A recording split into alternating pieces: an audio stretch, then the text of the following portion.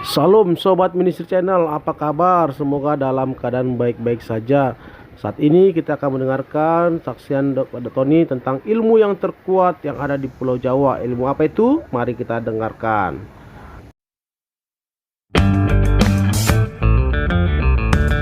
Nah, saudara, 10 tahun saya menjaga Presiden SBY untuk mengamankan Presiden sebelum Presiden kunjungan dimanapun tempat, untuk menghilangkan untuk satu bidang, penangkal ilmu hitam.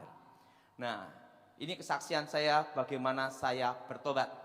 Nah, saya orang Blasteran, papa saya orang Chinese, mama saya ibunya Jawa, ayahnya Cina. Jadi saya 75% Chinese, 25% Jawa. Nah, dari keluarga Jawa inilah mamah punya ibu, yaitu nenek saya. Nenek ini punya ibu lagi, kakek nenek buyut.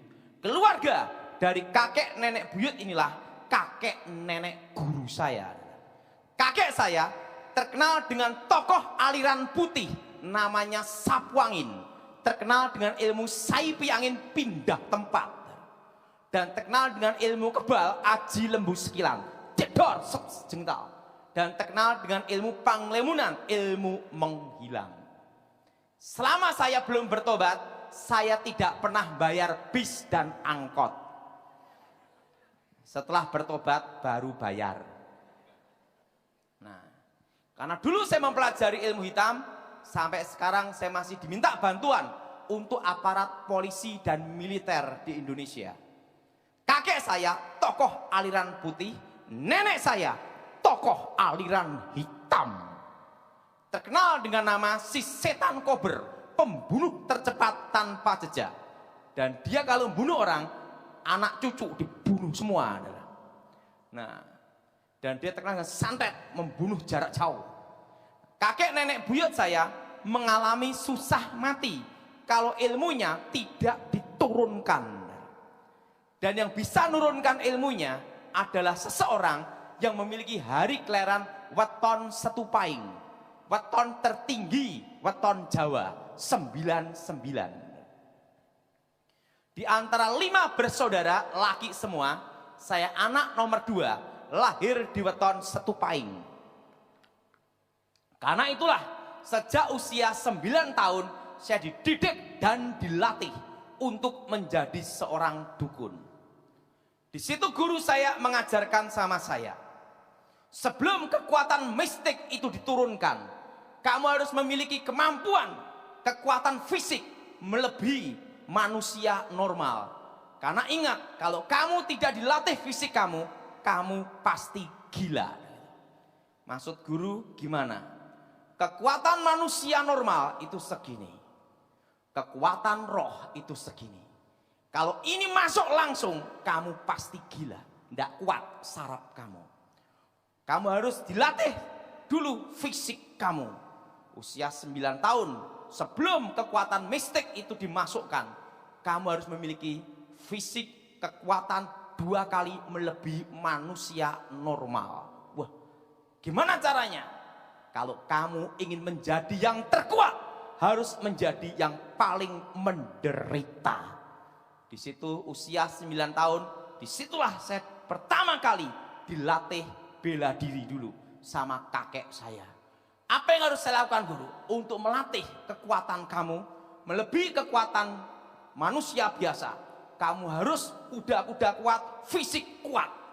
Itu saya masih ingat, usia 9 tahun SD saya masih ingat. Itu disuruh duduk berdiri, duduk berdiri, duduk berdiri, duduk berdiri, duduk berdiri, tendang sehari 100 kali. Ya, saudara pasti bingung, duduk berdirinya model kayak apa? Kan itu dah. Bukan gini-gini dah. Saya masih ingat waktu itu latihannya itu berat. Itu seperti gini nih dulu. Seperti gini nih. Jadi posisi itu gini. Itu sehari 100 kali. Bayangin, itu umur 9 tahun. Sehari latihan 6 jam.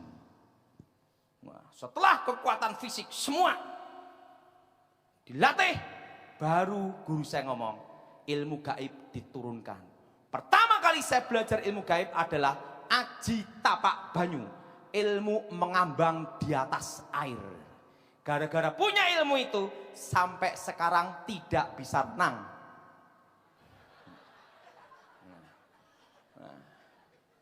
Disitulah saya belajar ilmu santet, ilmu membunuh jarak jauh, ilmu kebal, ilmu menghilang. Nah, kelas 4 SD saya dilatih.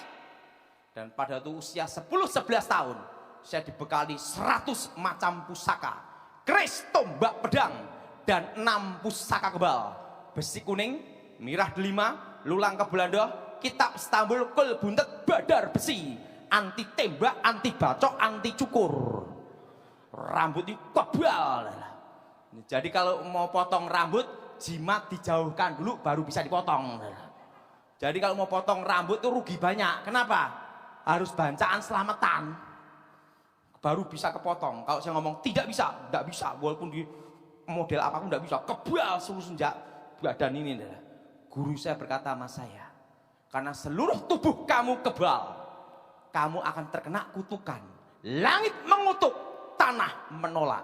Waktu nanti kamu mati, mayatmu tidak bisa kembali ke tanah, karena seluruh tubuh kamu kebal. Jadi ingat, waktu kamu mati, mayatmu tidak bisa kembali ke tanah. Nah, disitulah saya mulai diperkenalkan ilmu ngerogo sukmo. Mati sak jering urip, urip sak jering pati. Mati dalam hidup, hidup dalam mati. Rohnya mecat keluar dari tubuh. Nah, itu saya gunakan ilmu itu untuk adu ayam. Makanya sebelum saya bertobat, saya adu ayam, tidak terkalahkan sampai sekarang. Setelah bertobat, berhenti. Ayam kalau pernah kalah disebut ayam pedotan. Kalau diadu pasti lari karena pernah kalah, betul? Nah, yang ngangguk-ngangguk sering adu ayam. Waktu pertama ayam saya lari, kedua lari, kalau ketiga lari baru dinyatakan kalah. Waktu yang ketiga itulah langsung saya baca mantra tameng wojo, tameng baja, supaya tubuh saya tidak bisa disentuh oleh manusia. Roh saya keluar dari tubuh, pindah ke ayam. Jebret, keok, menang. Karena yang di dalam ayam saya sendiri. Nah, disitulah saya belajar berbagai kekuatan mistik. Lulus SD, saya dibekali ilmu sirep, aji sirep begonondo. Kalau mantra itu diucapkan, satu kampung tidur semua. Ilmu untuk ngerampok. Dan guru saya panggil saya, Tony, ada 2 jalan yang harus kamu pilih salah satu. Jalan takdir dan nasibmu akan ditentukan dalam pilihan kamu. Kalau kamu jadi orang baik, jadilah orang baik sekalian. Tapi kalau kamu jadi seorang penjahat, jadilah penjahat kelas kakap. Bila perlu di akhirat, jadilah rajanya para penjahat. Guru, saya mau jadi orang baik. Kalau kamu mau jadi orang baik, sampai matinya pun kamu harus baik. Kelas 2 SMP, guru saya berkata sama saya, tinggal 1 langkah terakhir, kamu harus menguasai ilmu terakhir, yaitu pamengkang jagat, tutup bumi sapitu, membelah dunia dengan kekuatan 7 kegelapan paling gelap. Kamu harus menguasai santet 3 benua. Waktu itu, tetapi ilmu ini memiliki rahasia titik kelemahan. Seumur hidup kamu, kamu tidak boleh menikah. Jatuh cinta tidak boleh, berhubungan dengan wanita tidak boleh. Ini yang susah. Kalau kamu melanggar pantangan ilmu ini, maka ilmu yang kamu kuasai akan menghancurkan hidupmu sendiri. Ingat, itulah jalan takdir kamu. Tinggal 1 langkah ilmu terakhir. Ingat, dengan diturunkan ilmu terakhir, berarti kita akan berpisah. Karena seluruh ilmu ini akan diwariskan ke kamu. Dan yang mewarisi ilmu itu kamu. Dan saya yang mengajarkannya harus kembali ke yang kuasa. Langsung saya, baik, demi satu, supaya guru saya bisa meninggal. Langsung saya latihan ilmu terakhir, pamengkang jagat, membelah dunia. Setelah menguasai ilmu terakhir, guru saya berkata sama saya, dengan diturunkan ilmu terakhir, sudah waktunya kita berpisah. Aku akan mati kira-kira 2:30. Sebelum aku mati, aku tahu apa yang akan terjadi tentang rahasia takdir. Nanti kira-kira usia 18 tahun, kamu akan melihat suatu cahaya terang. Dan usia 19 tahun, kamu akan ketemu seorang raja yang datang dan muncul dari timur, yang dalam ramalan Jawa disebut Noto Negoro. Guru, bagaimana saya tahu jalan terang itu? Nanti sang takdir menentukan jalan takdir kamu, karena jiwamu akan dituntun oleh sang takdir untuk ketemu dia, karena kamu yang ditakdirkan ketemu dia. Nah, guru saya bukan orang Kristen, agama Pancasila, semua ikut. Nah, sang guru saya ngomong, waktu aku hidup tidak pernah bikin susah anak cucu. Demikian nanti waktu aku mati. 2:30 aku akan keluar dari ragaku. Sebelum aku mati, tak tinggali rezeki. Besok nomor buntut SDSB, Rebo malam Kemis, keluar nomornya 50. Ingat untuk beli peti matiku. Langsung dia semedi gini, langsung meninggal. 2:30, tepat jam, detik, tanggal, hari, tahun.